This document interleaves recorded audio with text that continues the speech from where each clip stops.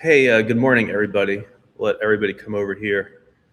Got some big updates to discuss. Whole bunch of analysis on the files. And there's a guy on TikTok, this black guy on TikTok with more than 1 million followers. And he's looked through some of the unredacted files because a couple of European governments have reportedly released the full files without the black, squares, the redactions. So this big TikToker, he says that he looked through the unredacted files and it, obviously shook him. He looks pretty disturbed. He said it's videos of babies being assaulted and killed and eaten.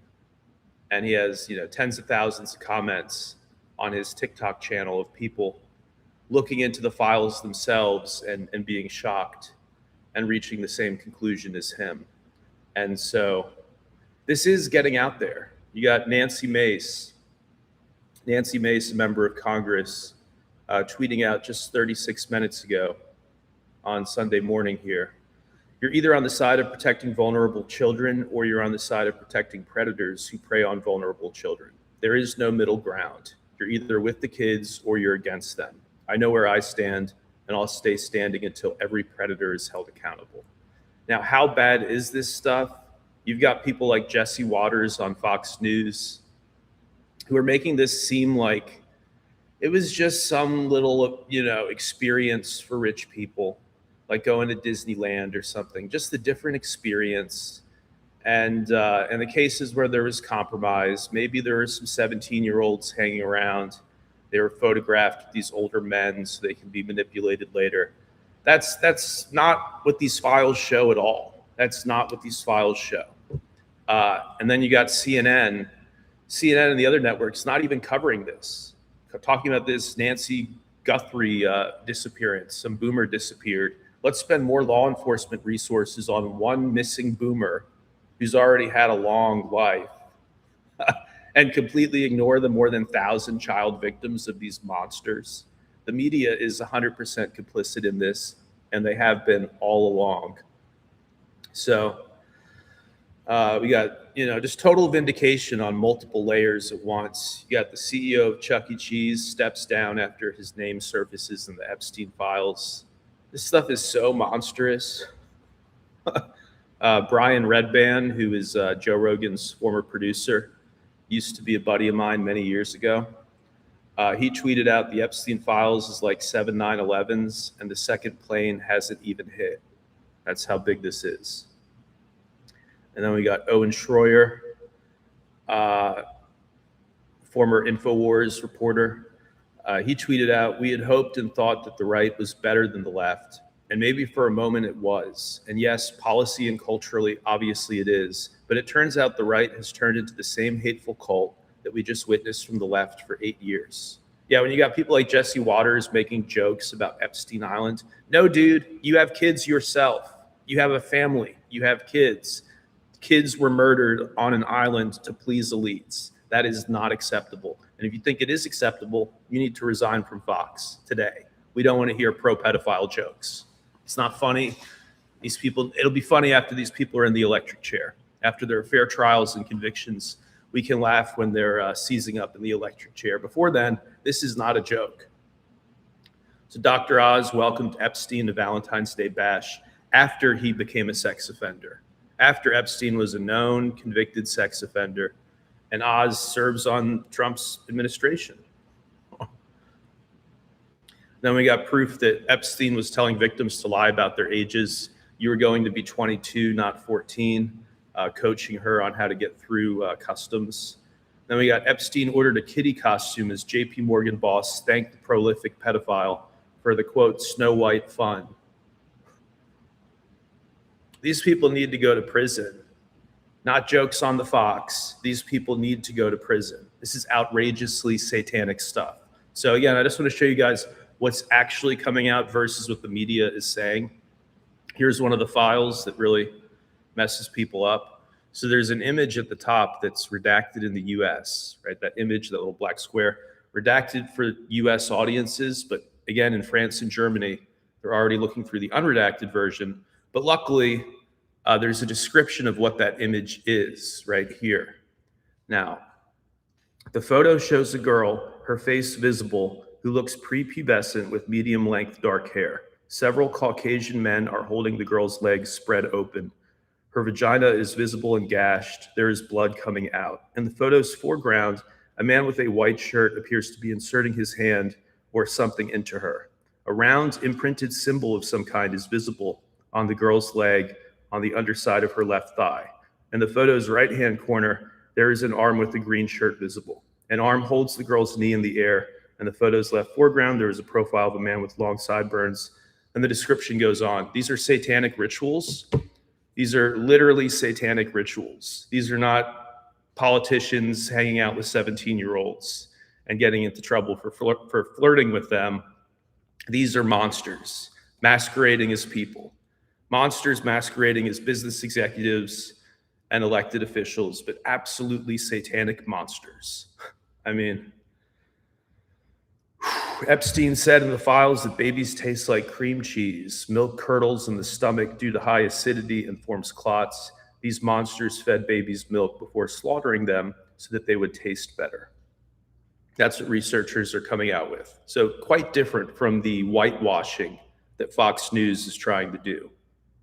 And then, of course, Jeffrey Epstein was buying high-end night vision goggles, and based on the wording in the exchange, researchers believe the reason that Jeffrey Epstein and his friends fancied night vision goggles was for hunting children at night.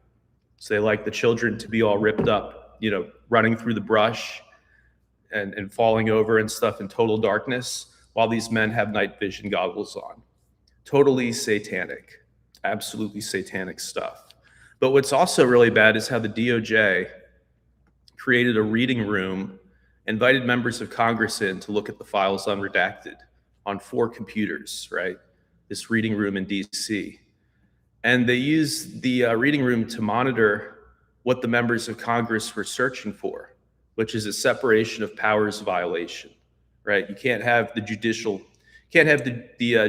branch spying on elected members of Congress, because that's the legislative branch. And you got the 3 branches of government.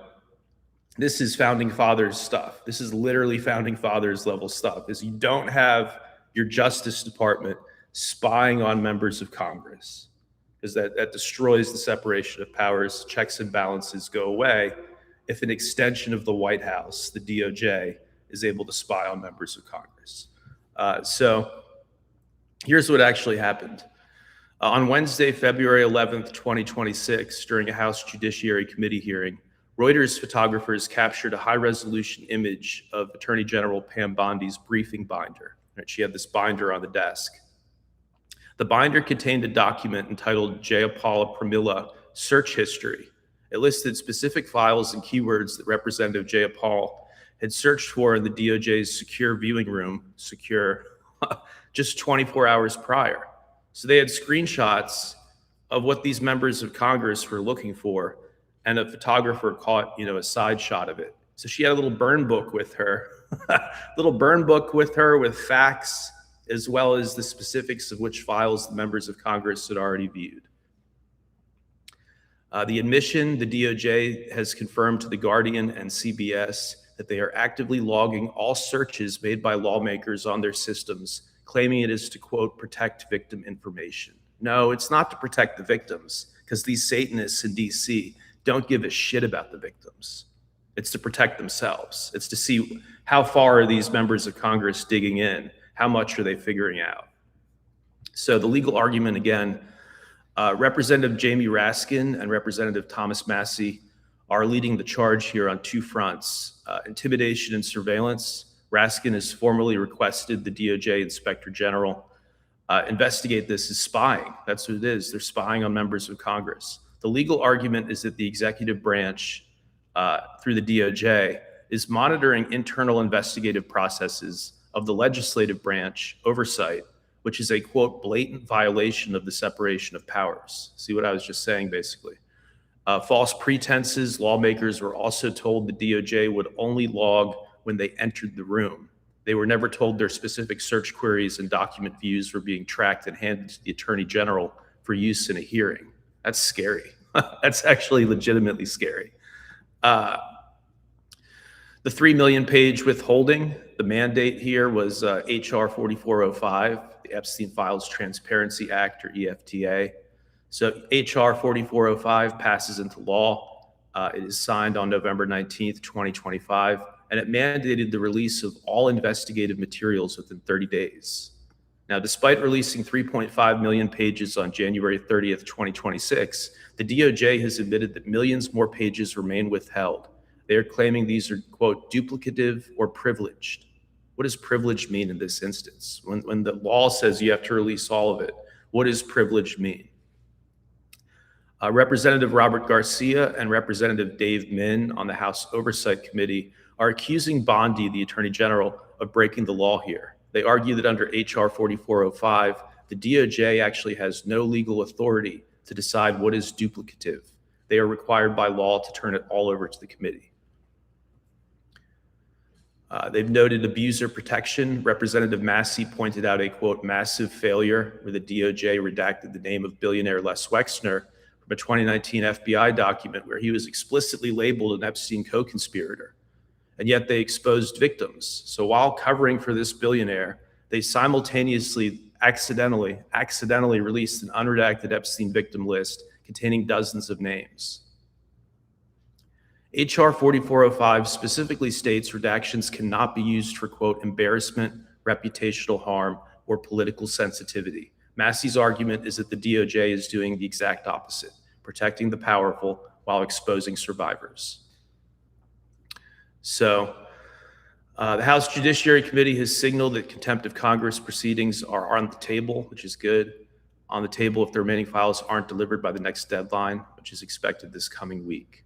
Then you have 6 senior prosecutors have resigned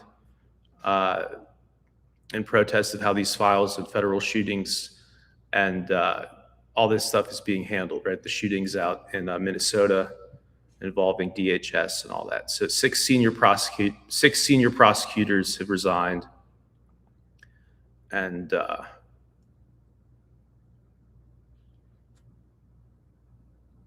yeah, the burn book is incredible, that the DOJ is actually spying on members of Congress.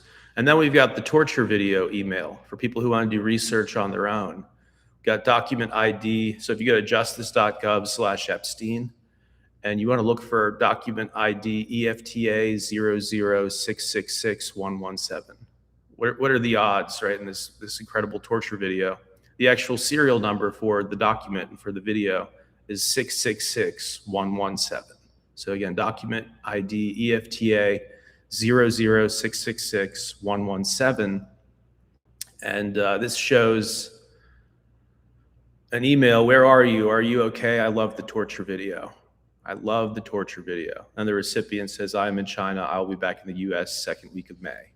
And that person has since been unmasked as the billionaire chairman and CEO of Dubai-based DP World. Following the unmasking and the release of other disgusting emails, including one from 2013, where this man tells Epstein he is, quote, off to sample a fresh 100% female Russian at my yacht. After these emails came out, he resigned effective February 13th, 2026. So this is one of the largest shipping companies in the world, responsible for something like 10% of all shipping in the world. And for him to resign in a flash, no pushback, no press conference, immediately resigns. So happy to take any questions or comments. But yeah, I feel like for the last 10 years, so many people have told me I'm crazy for talking about this. And so many people have tried to blackball me, including former media friends and stuff, that over time I started to doubt myself in this area. I started to think, a pretty well-balanced person. I take decent care of my mental health. I definitely take care of my financial health.